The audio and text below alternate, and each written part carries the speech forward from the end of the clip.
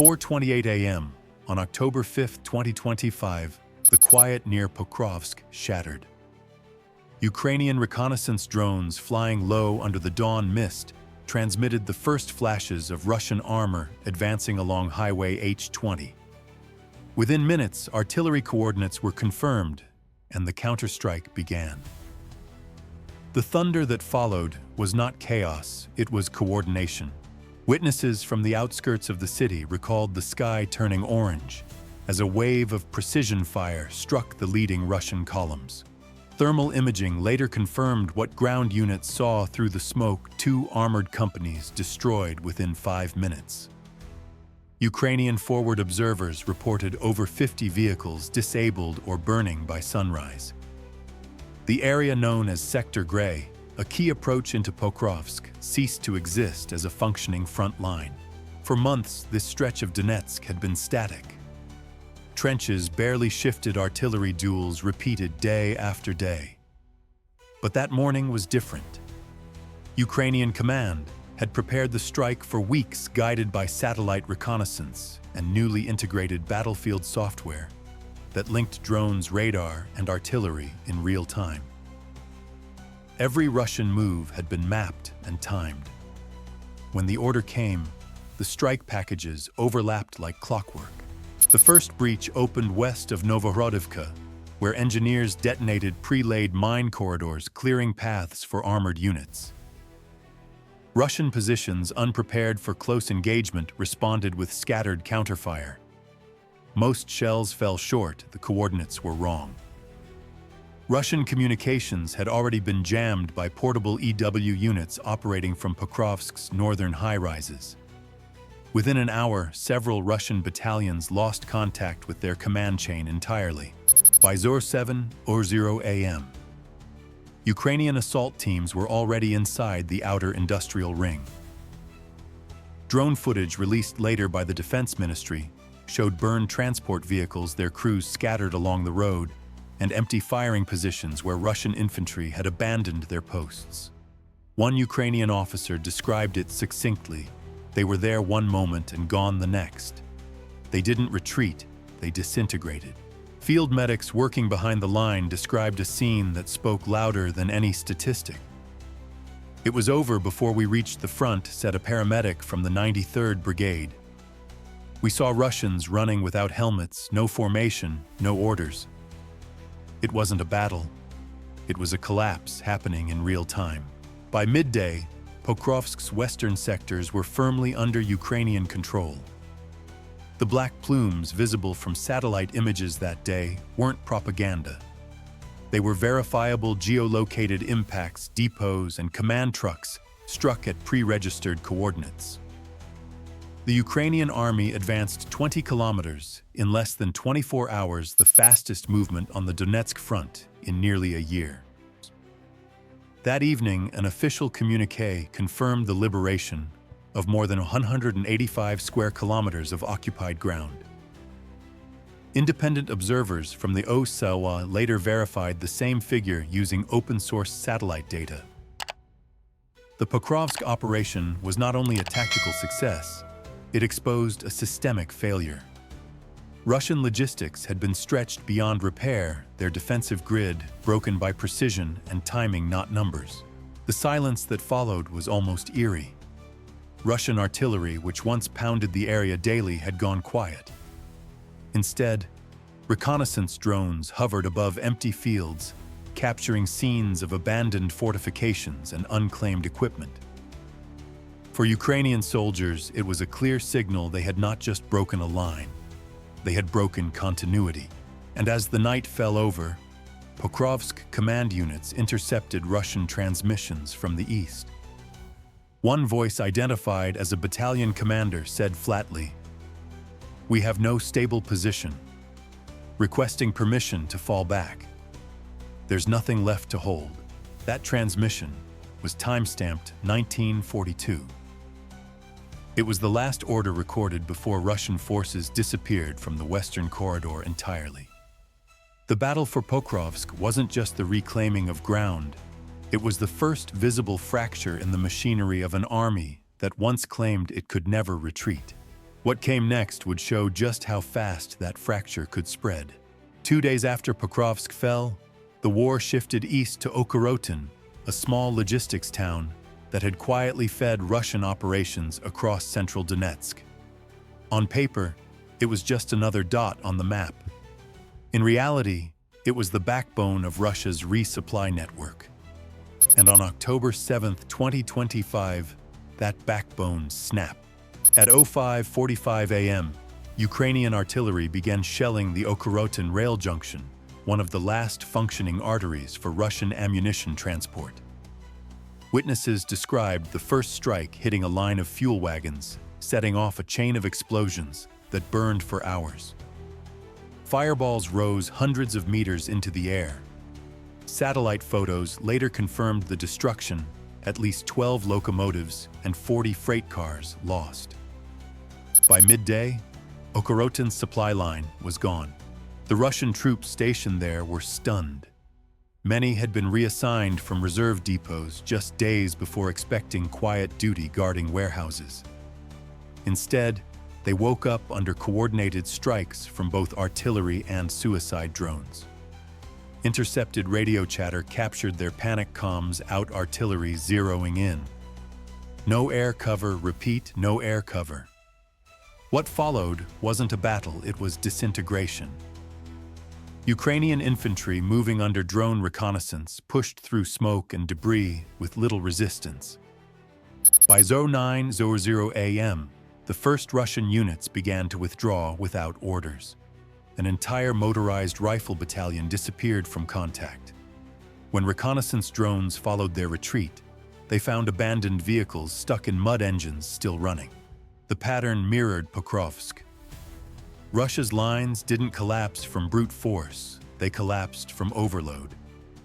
The Ukrainian strategy was clear: hit logistics, isolate troops, break cohesion.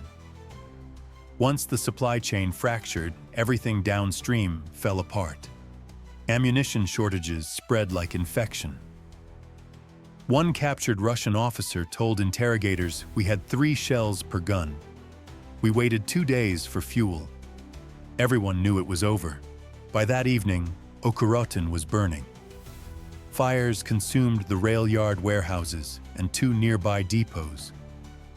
Ukrainian engineers moving through the ruins counted hundreds of unexploded shells scattered across the tracks, proof of how sudden the evacuation had been. They left everything, said a Ukrainian sapper. Documents, rations, fuel, they didn't even have time to destroy their own maps. The impact was immediate. With Okorotin gone, Russian artillery positions further south were left stranded. Supply convoys from Donetsk slowed to a crawl, forced to take smaller rural roads under constant drone surveillance.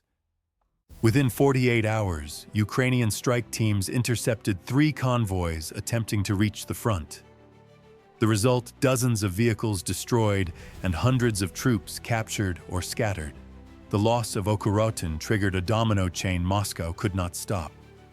The Donetsk command had built its defense grid on synchronized movement fuel from Okorotin, munitions from Horlivka, and reinforcements from the south. Once one node fell, the rest began to flicker out. Analysts reviewing combat logs later confirmed that 6 Russian battalions were forced to retreat simultaneously across 3 fronts. It wasn't coordinated, it was instinct. For Ukrainian soldiers advancing east, it was surreal. They moved through a corridor littered with burnt-out armor and half-empty trenches. There was no resistance, recalled a platoon leader from the 47th Brigade. "We didn't fight for Okorotin, we walked into it." Inside the captured town, soldiers found a scene frozen in panic: half-cooked meals, medical kits left open, and a command post still powered by a humming generator. One wall map showed Russian unit placements, all of them now obsolete. Next to it, a handwritten note read, "Hold until reinforcements." But none had come. That night, as Ukrainian units secured the area, engineers restored power long enough to send a live signal back to Kyiv, the blue and yellow flag rising over the rail station. The same station, that days earlier had fueled the Russian war in Donetsk, was now broadcasting its defeat. Okuratin's fall wasn't just another town lost. It was the point where the Russian army stopped functioning as a system. One broken link had brought down the whole chain, and while the fires of Okuratin still glowed against the horizon, Ukrainian drones were already moving further east toward a battlefield where the cost of Moscow's stubbornness would finally become visible in full. By mid-October 2025, the battlefield east of Pokrovsk looked less like a front and more like a scrapyard stretching for kilometers. Drone images released by Ukrainian units and later confirmed by open-source analysts showed hundreds of blackened vehicle hulks dotting the countryside. Tank tracks cut into the frozen mud, ending abruptly where artillery had struck. The ground itself seemed to carry the sound of retreat. Within 20 days of the Pokrovsk breakthrough, Russia had lost roughly 15,000 troops in the surrounding sector, confirmed through satellite-verified imagery and intercepted casualty evacuations logged by independent monitors. Ukrainian soldiers didn't need the numbers to believe it. They saw the aftermath. They left everything behind: men, weapons, even food, said a sergeant with the 93rd Mechanized Brigade. We advanced through silence. On October 18th, a Russian battalion attempting to cross the Mokria-Yali River met precision fire from Ukrainian artillery, coordinated with small reconnaissance drones. Footage later published by the General Staff showed more than 50 armored vehicles destroyed in a single engagement. Survivors radioed for extraction that never arrived. A Ukrainian unit recovered their frequencies hours later, still transmitting static. Field hospitals in the Russian rear began overflowing. Reports gathered by humanitarian monitors in Belgorod and Voronezh confirmed that military hospitals were operating at double capacity. Local social media pages, before being deleted, filled with notices seeking missing relatives. Moscow's official bulletins remained silent, but the gaps in communication spoke louder than any statement. Captured soldiers described a front collapsing under its own weight. Fuel shortages forced crews to abandon tanks after only one sortie. Artillerymen were rationed to 3 shells per day. We were told reinforcements were coming, one prisoner recounted in a verified interview. They never did. Ukrainian medics treating the wounded on both sides noted that most injuries came not from close combat, but from chaos mines triggered during withdrawals, drone fragments, self-inflicted burns from destroyed vehicles. The domino effect extended beyond the battlefield. As reinforcements were diverted to Pokrovsk, Russian border regions lost key air defense systems.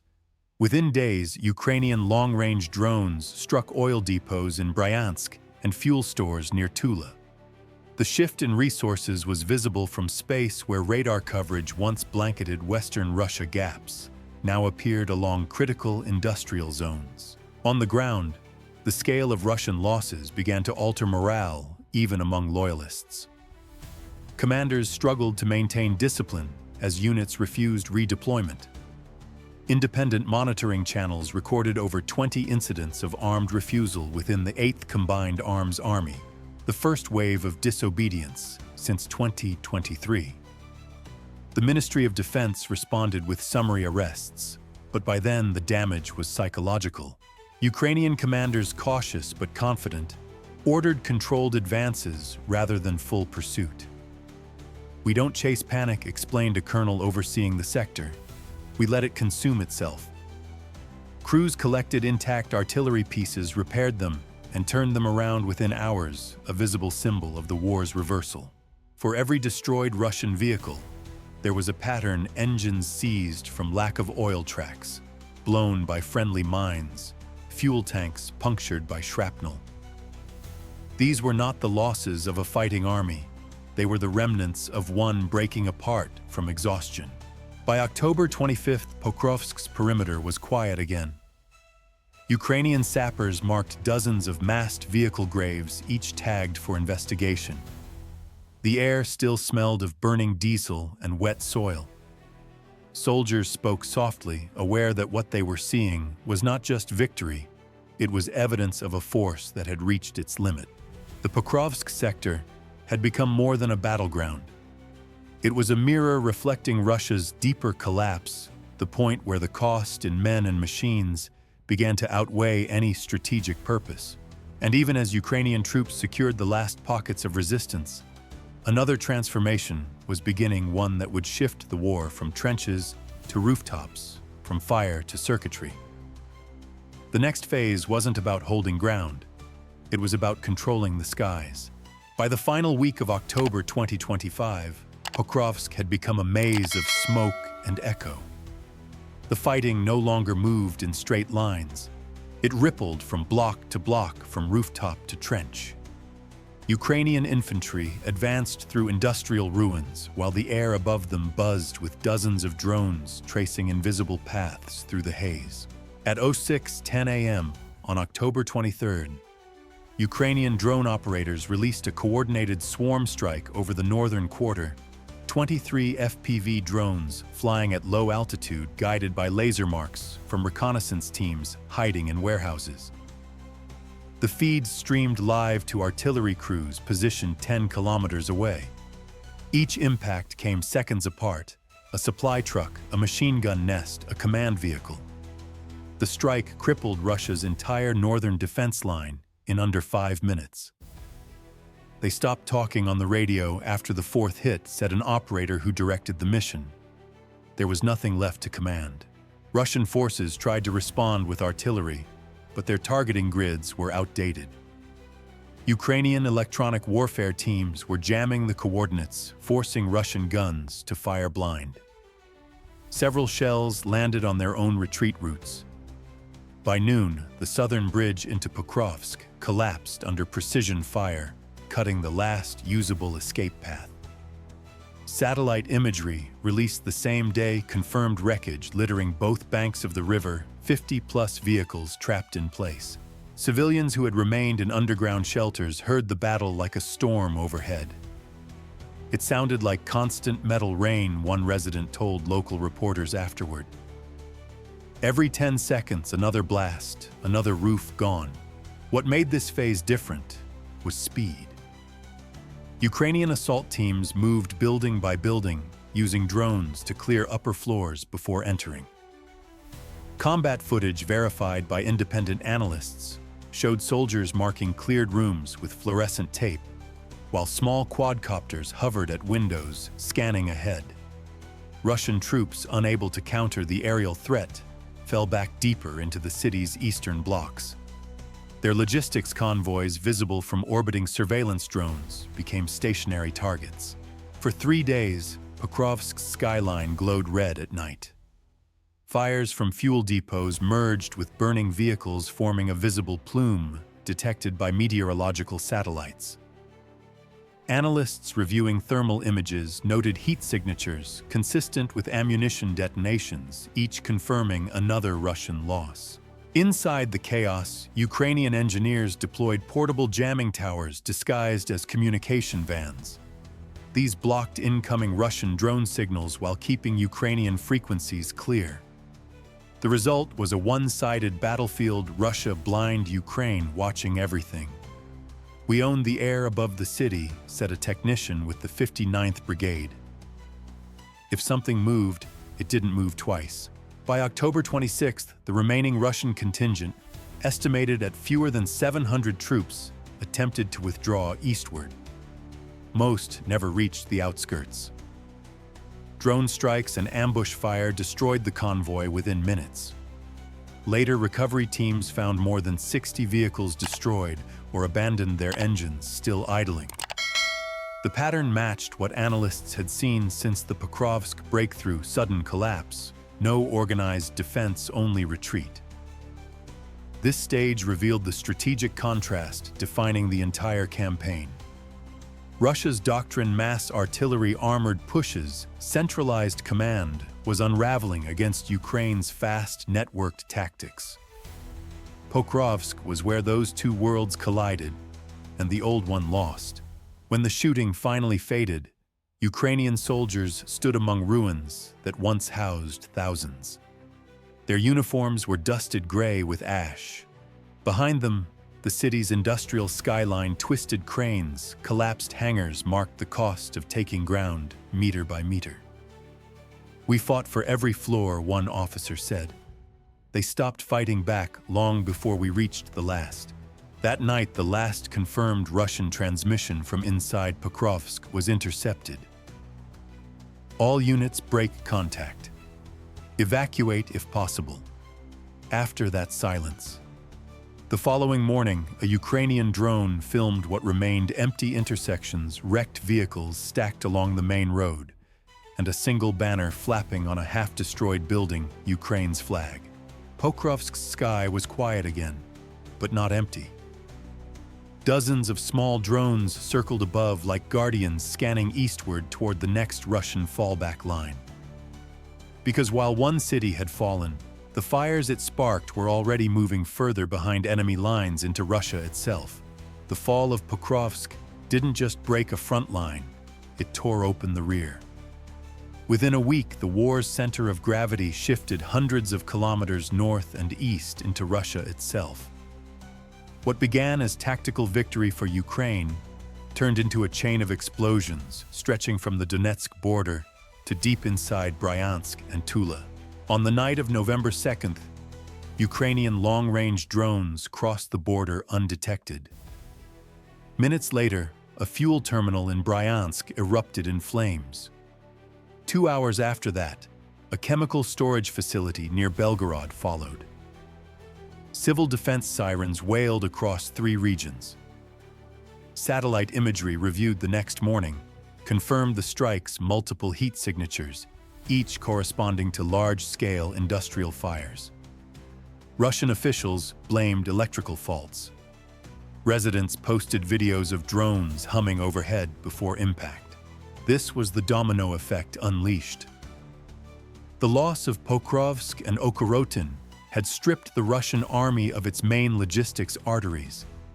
Without those hubs, Moscow was forced to reroute supplies through civilian infrastructure rail lines. Highways and depots never meant for war. That made them perfect targets. Ukrainian drones struck moving trains, fuel convoys, and junctions with precision, turning the enemy's own logistics into liabilities. At the same time, intercepted Russian communications revealed what Ukraine's command had already suspected: units still holding positions in Donetsk were running out of fuel and ammunition. One captured message from a Russian colonel simply read, "No resupply. 2 days left." Back home, the cracks widened. Power cuts rolled through border cities as substations overloaded under emergency demand. In Belgorod, families packed bags and left after a week of explosions. Local authorities denied evacuation, but traffic cameras caught columns of cars streaming north. In Oryol and Kursk, local hospitals began admitting burn victims from depot fires that Moscow refused to acknowledge. The opportunity cost of saving the front was coming due. Every missile defense system pulled toward Donetsk left another gap unguarded in Russia's heartland. The redeployment was visible from space radar emissions shifted east, and Ukrainian intelligence took full advantage. By mid-November, Ukraine was striking targets deeper than at any point in the war, over 600 kilometers inside Russian territory. These weren't random attacks. Each hit another link in Moscow's supply network: depots, bridges, transformer hubs. The pattern was surgical. For every truck destroyed at the front, another warehouse burned behind it. What had once been a linear conflict now folded back on itself. Russia was fighting not just Ukraine's army, but its own shrinking capacity to move refuel and repair. Inside, the Kremlin frustration turned to anger. The Ministry of Defense demanded answers for how drones could reach so far. Generals blamed each other. Local governors pleaded for air defenses. State TV aired reassurances that the situation is under control. But footage from the ground said otherwise: miles of black smoke and civilians queuing for water after power stations went offline. The strategic contrast grew undeniable. Ukraine, smaller and battered, was dictating the tempo through precision. Russia, larger but slower, was hemorrhaging resources, trying to defend too much with too little. The empire wasn't collapsing in one explosion. It was decaying through 1,000 small ones. By November 10th, independent satellite trackers counted more than 20 major fires across Russia's western regions, all aligned along key rail lines once used to supply the Donetsk front. Western analysts described it as a slow-motion internal front. Ukrainian officials said nothing publicly, but the evidence was visible to anyone with access to open data. For soldiers on the ground, these distant strikes changed everything. "We don't fear their artillery anymore," said a Ukrainian gunner stationed near Marinka. "They have less to fire every day." He gestured to a pile of captured shells stacked beside his position. "They leave it behind because they can't carry it. They're collapsing from behind." As winter's first frost crept across the front, Ukraine prepared for the next phase. The goal was no longer just to push Russia back, but to exhaust it completely, to make every kilometer of occupation cost more than Moscow could afford to pay. And far away from Pokrovsk, in Russian cities once untouched by war, the sound of sirens began to echo again. The fire that started in Donetsk was now burning across the empire's own supply lines. The question was no longer if Russia could hold the front, but whether it could still hold itself together. By late November 2025, the battlefield had changed again. The smoke over Pokrovsk was thinning, replaced by frost and silence. For Ukraine's soldiers, this wasn't peace, it was the pause between storms. The lines had shifted, but the collapse they triggered was still spreading east through every layer of Russia's war machine. Satellite photos from November 27th showed what open-source analysts had long suspected: Russian engineers digging fresh trenches near Debaltseve, 60 kilometers behind their original front. Bulldozers carved defenses into frozen soil, while exhausted soldiers stood watch beside half-empty fuel trucks. "They're digging holes not to defend," said a Ukrainian officer monitoring the region, but to delay the end. Russia's once organized army had fragmented into clusters of isolated commands. Communications blackouts caused by destroyed fiber lines and electronic interference left some brigades fighting without guidance for days.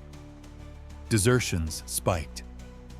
Videos leaked on Russian social media showed conscripts refusing orders, arguing with officers, and begging to be transferred away from the Donetsk front. The Ministry of Defense called them isolated incidents. Analysts called them symptoms. The domino effect had moved beyond geography. The same logistics failures that shattered Okhorotin were now rippling through Moscow's entire supply structure. Rail shipments to the southern fronts fell by almost half, and fuel storage near Voronezh stood empty after repeated drone hits. Inside Russia, regional governors began requesting emergency aid for power shortages, aid that never came. The cost of sustaining the war was draining Moscow faster than new recruits could replace the losses. Economists tracking open trade data reported a 12% drop in fuel exports since the Pokrovsk Offensive. Factories producing shells and vehicles were running 3 shifts, but still falling behind, limited by damaged rail lines and missing components. Every ruble spent to rebuild one depot meant another unprotected border town. For Ukraine, the strategy was working. The war no longer depended on capturing cities, but on making Russia's vastness its own burden. "We've turned their size into their weakness," said a Ukrainian field commander. "Every kilometer they hold costs them another day of fuel, another truck, another life." By December's first week, temperatures dropped below 10 degrees Celsius. The front froze in place, yet Ukraine's momentum didn't.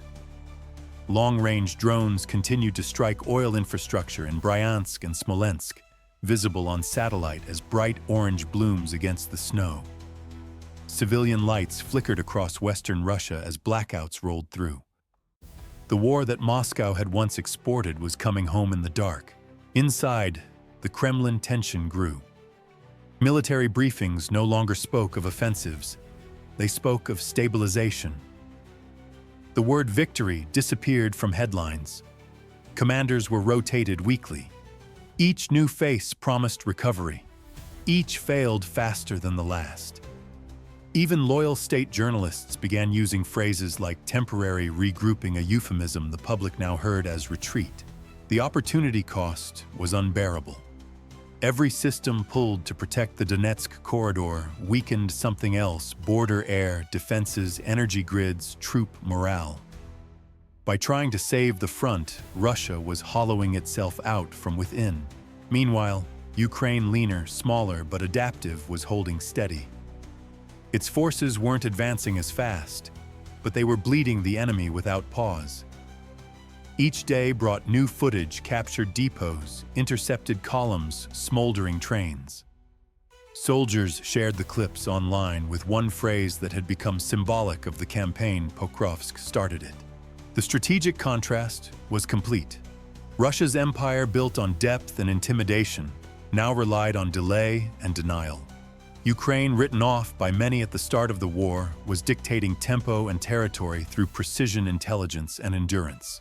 As December snow buried the wreckage around Pokrovsk, the silence carried a different tone. No artillery, no movement, just the faint hum of drones orbiting overhead, symbols of a war that had entered its final stage not with an explosion, but with exhaustion. History rarely ends in one moment. It fades trench by trench, factory by factory, city by city. And as the lights dimmed across Russia's western heartland, one question remained for those watching from both sides. If this is how an empire unravels, how much longer can it pretend the war is still under control?